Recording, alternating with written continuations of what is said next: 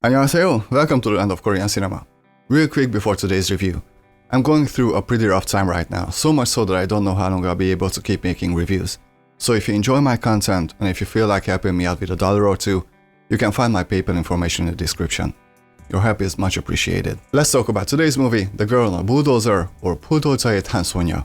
The movie stars Kim Hye-yoon and Park Hyuk-kwon. Kim Hye-yoon plays a young girl in her late teens. She's quite the troublemaker. She has a full arm tattoo and she's a regular guest at the police station for beating people up. One day her father causes a car accident which leaves him brain dead. So all of his problems are his daughter's problems. And the problems are many. So she tries everything to find out what had happened on the day of the accident. I really didn't know what I was getting myself into with this movie. The title suggested something fun, but this movie is anything but fun. Don't get me wrong, I enjoyed the movie, but it's really not an easy watch. The Girl on a Bulldozer is a drama. An emotionally draining, sad movie. There's not a ray of sunshine in this film, despite its bright and colorful cinematography. If I had to sum up this movie in one word, I would say it's desperate. There's a constant sense of desperation all throughout the film's runtime, and it can be really tough if you're not in the mood for it. This movie was hard for me on a personal note as well. Since the main character suffers because of her father's mistakes, it reminded me of my own life. After I lost my parents, I also inherited all of their problems. I'm still trying to recover from it, not just emotionally, but financially also. So you can imagine that I was really not having a good time while watching this. On the other hand, this is a very well-made film. It has a tight budget, but the directing is good, the storytelling and the pacing is good, and Kim Hye-yoon is absolutely mesmerizing. I saw her in Sky Castle back in the day. I highly recommend that show. But what she does here is just ridiculously good. She's able to be tough and vulnerable at the same time.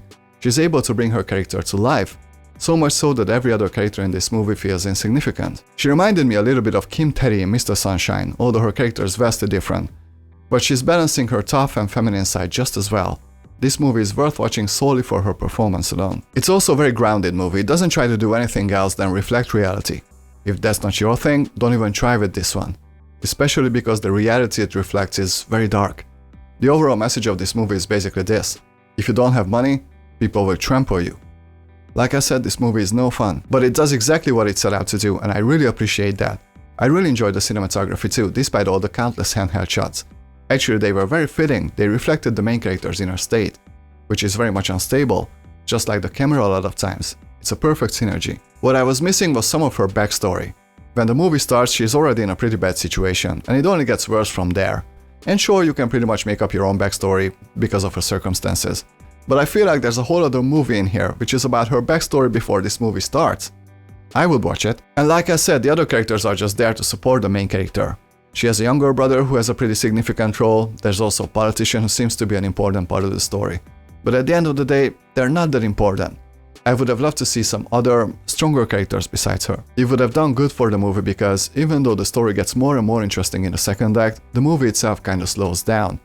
There's a point where it could have easily turned into a thriller. It didn't, and after that I kinda lost interest in the movie for a few minutes. With that said, I think the creators were able to make the most out of what they had. It's a really good drama, and I really enjoyed it overall. And now I have to look up pretty much everything Kim Hye-yoon has done because she made me an instant fan. Not an easy watch. Be careful with this one. It's heavy on the heart, but if you're a fan of drama movies, I can safely recommend it. I'm gonna give The Girl on a Bulldozer 80%. Absolutely not perfect, but it's very well done and very effective. Another great example of Korean filmmakers knowing what they're doing. 여러분, 오늘은 여기까지만 해요. 영상 봐주셔서 감사합니다. 이 영상 좋아하시면 구독과 좋아요 잘 부탁드립니다. See you very soon. 다음 시간에 만나요, 여러분. 안녕히 계세요.